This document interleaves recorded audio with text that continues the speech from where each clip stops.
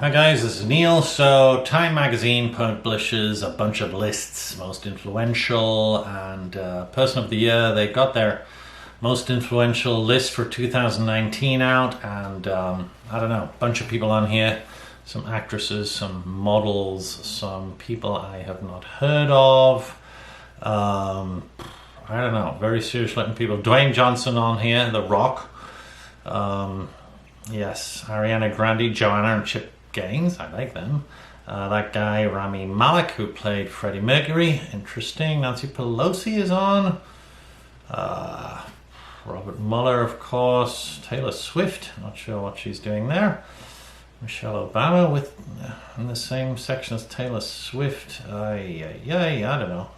Some footballers, sports people. Mukesh Ambani's on there, interesting. Owner of Reliance, one of the owners of Reliance. Anyway, that's the most influential list. They also, believe it or not, and I can hardly believe it, publish a list of the most influential teens of 2018. There's 25 of them.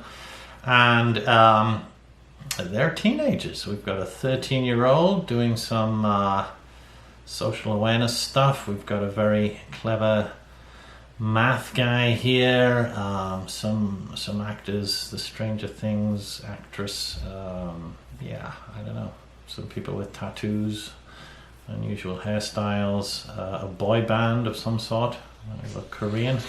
So that's the influential teen list. Why should you care? You probably shouldn't. In fact, I would advise you not to. What should you care about is another list, which is is published by the American Contact Dermatitis Society, and it is the Allergen of the Year list, and it has been going for, it says here, since the year 2000, so this is its 20th year. So the Allergen of 2019 is isobornyl acrylate, which is apparently a ingredient that goes into the stuff that dyes your beard or your hair black. I used it once. Makes you look ridiculous. Well, made me look ridiculous. This jet black beard and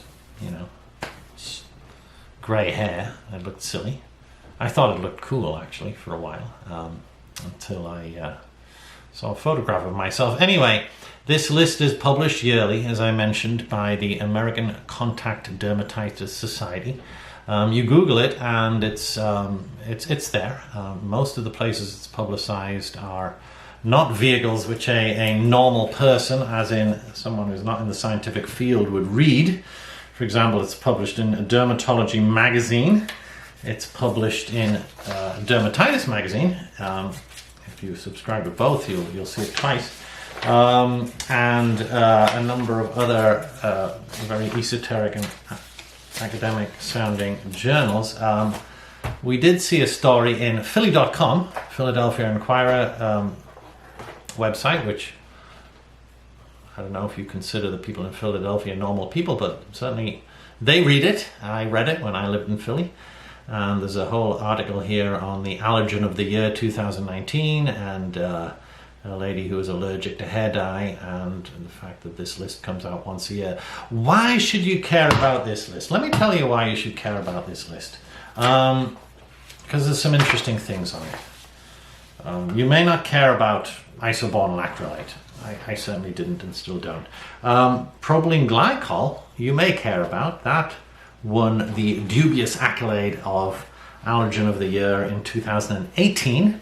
The ACDS awarded it to propylene glycol. We see a lot of that in the formulations that we also put surfactants in. Formaldehyde, 2015. Benzophenanes, are these beginning to sound familiar? 2014.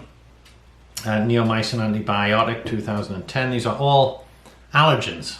Fragrance, generically stated fragrance, won this dubious accolade in the year 2007, and so it goes.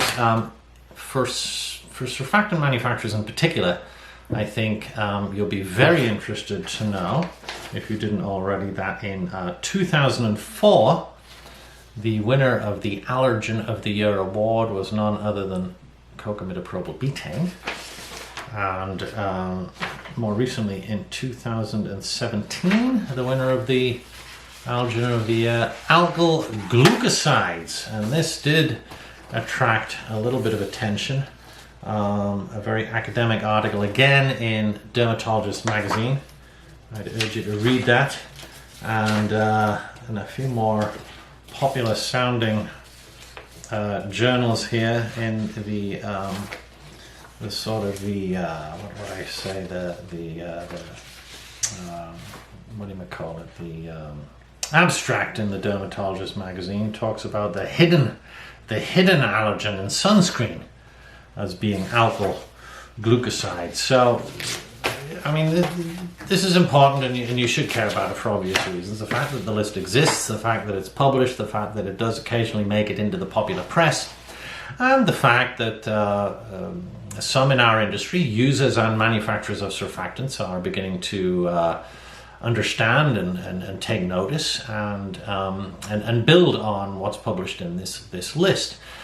So it's something to watch out for. You'll see if you attend my conference coming up next week, the World Surfactant Congress in Jersey City, that will talk about this particular list, and there'll be some mention of a number of the ingredients on the list and how that stimulated research into non-allergenic alternatives for things like betaines and alkyl glucosides.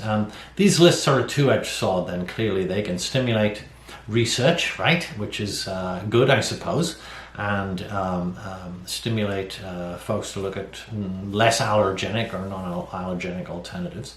There's also this tendency, however, which I don't think is healthy, for people to pounce on the list and say, okay, this ingredient, because it's on this list, is therefore evil. And people who use it are not responsible, are not nice people, and therefore we should, boycott these ingredients. And and to the extent that then alternatives are developed, these are good. These people are good that make these alternatives, and there's this kind of moral aspect creeps into it, which I don't think is good for our industry at all.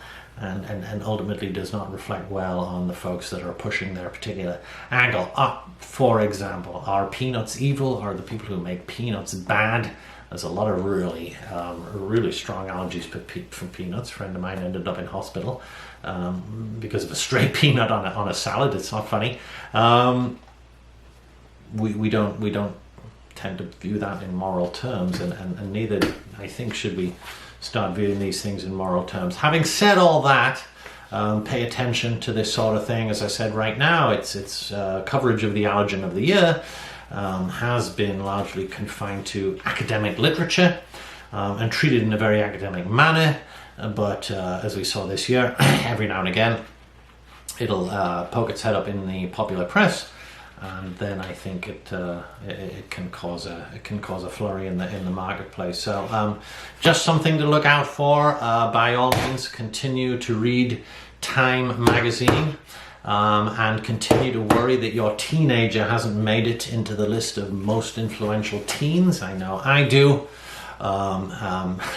Only kidding. And but more importantly, keep an eye out for the lists that matter. That's it for now. I'm going to see you guys real soon in Jersey City, and look forward to discussing this particular issue a little bit more. Thanks. Bye.